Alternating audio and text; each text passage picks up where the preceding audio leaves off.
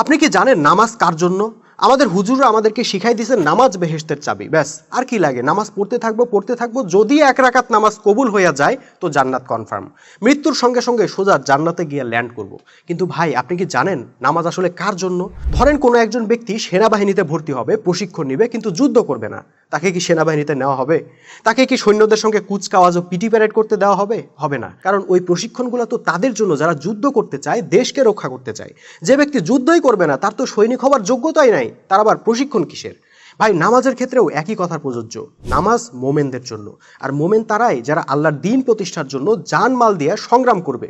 এই সংগ্রাম যারা করতে নামবে তাদের ঐক্য, শৃঙ্খলা, আনুগত্য ইত্যাদি গুণ অর্জনের প্রশিক্ষণ হইল নামাজ। ভাই খেয়াল করেন, মোমেনরা যখন প্রতিদিন জামাতে নামাজ আদায় করবে সেখান থেকে তারা একত্রিত থাকার গুণ অর্জন করবে। যখন একজন নেতার নেতৃত্বে নামাজ আদায় করবে তখন বাস্তব জীবনেও একজন নেতাকে সর্বদা মেনে চলা শিখবে।